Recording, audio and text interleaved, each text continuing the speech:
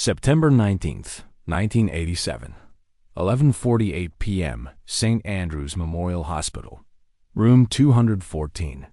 Hospitals save lives. Tonight, this one ends one.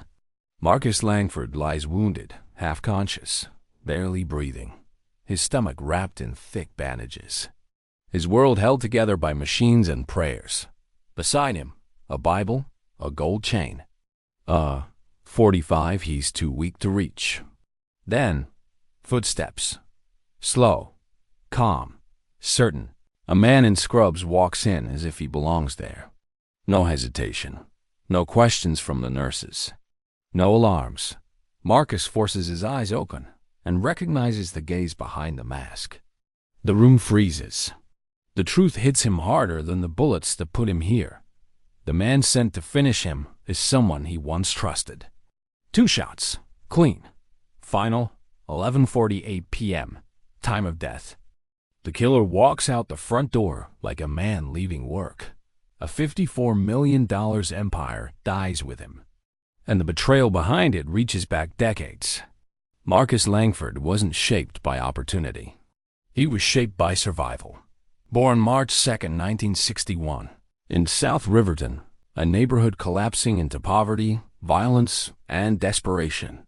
Marcus learned early that nobody was coming to save him.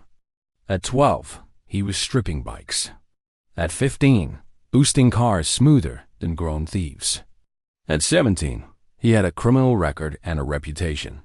But Marcus wasn't feared for his crimes. He was feared for his mind.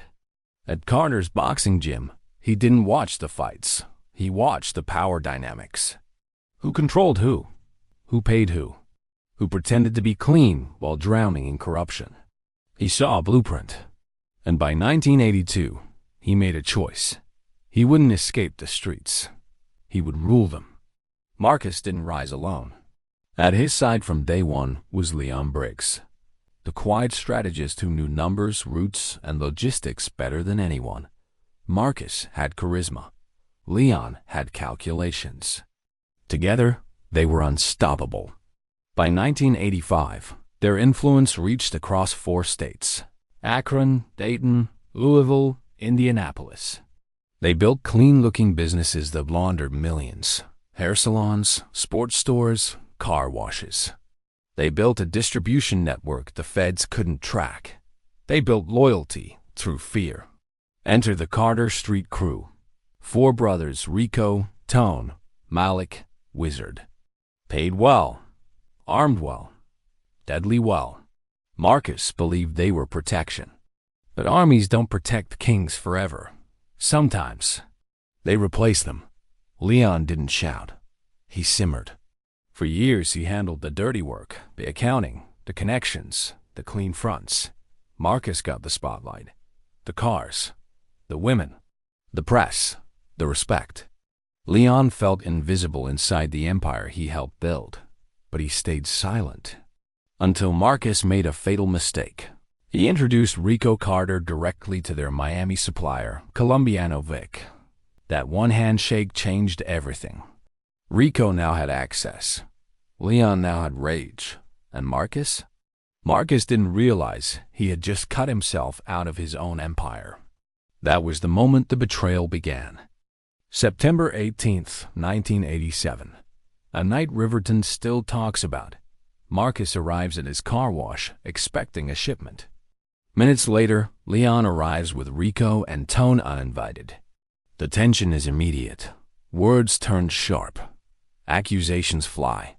And then, hell opens. Automatic gunfire erupts. Bullets tear through walls. Engines scream. People scatter.